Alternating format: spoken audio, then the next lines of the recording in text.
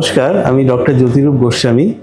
আমি একজন radiation oncologist, BP Poddar cancer হাসপাতালের রেডিয়েশন অঙ্কোলজি বিভাগের আমি হেড অফ দ্য ডিপার্টমেন্ট। এবার আমরা দাঁড়িয়ে আছি এখানে আমাদের লিনিয়ার অ্যাক্সিলারেটর, সেই মেশিনের যেটাকে আমরা বলি বাংকার বা চিকিৎসা কেন্দ্র, ওখানে। তো এইখানে আপনারা দেখতে পাচ্ছেন আমাদের অত্যাধুনিক যে লিনিয়ার অ্যাক্সিলারেটর, এটা হচ্ছে ইনফিনিটি নামে পরিচিত এবং এটি ইলেকট্রা কোম্পানির তৈরি, ইউরোপের।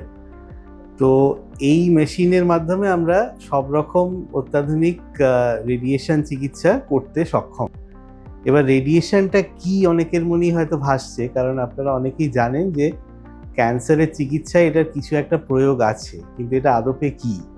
এবার ক্যান্সারের চিকিৎসায় অপারেশন বা শল্য চিকিৎসা মানে সার্জিক্যাল অঙ্কোলজি এটা একটা দিক, অন্যদিকে হচ্ছে মেডিকেল অঙ্কোলজি বা কিমোথেরাপি যারা বিশেষজ্ঞ আছেন, এবং তৃতীয় যে চিকিৎসা সেটা হচ্ছে রেডিয়েশন অঙ্কোলজি। এটাতে কিছু তেজস্ক্রিয় বিকিরণ মানে এক্স রে বা কিছু ক্ষেত্রে গামা রে বা প্রোটন এসবের মাধ্যমে ক্যান্সারের চিকিৎসা করা হয়। এবার এই যে মেশিনটি, এটা হচ্ছে এক্সটার্নাল বিম রেডিওথেরাপি, মানে শরীরের বেশ দূর থেকে যেখানে রেডিয়েশন এর উৎসটাকে রেখে চিকিৎসাটা দেওয়া হয়। এছাড়াও আরেকটা ধরনের রেডিয়েশন আছে, তাকে বলে ব্র্যাকিথেরাপি বা ইন্টারনাল রেডিয়েশন।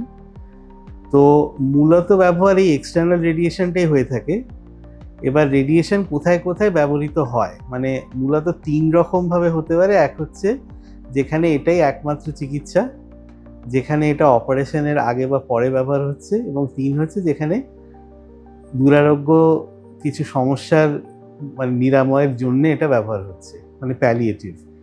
তো যেখানে মানে এককভাবে এটা ব্যবহার হয় রোগ সারানোর উদ্দেশ্যে, তার মধ্যে একটা হচ্ছে মুখ গলার ক্যান্সার, দ্বিতীয় হচ্ছে জরায়ু মুখের ক্যান্সার, তৃতীয় হচ্ছে প্রস্টেট ক্যান্সার, এবং আরও কিছু কিছু রোগ আছে যেখানে এটা অপারেশনের সহযোগী হিসেবে ব্যবহার করা হয়।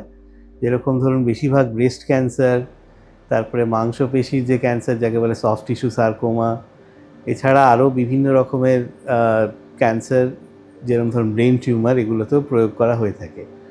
আর ওই যে শেষে বলেছিলাম প্যালিয়েটিভ রেডিয়েশন, এটা অনেক সময় যেখানে হয়তো চতুর্থ অবস্থায় ক্যান্সার পৌঁছেছে কিন্তু ব্যথা বা রক্তক্ষরণের জন্যে রোগী কষ্ট পাচ্ছেন, সেখানেও এর একটা প্রয়োগ আছে। তো এই হচ্ছে মোটামুটি রেডিয়েশনের বিষয়।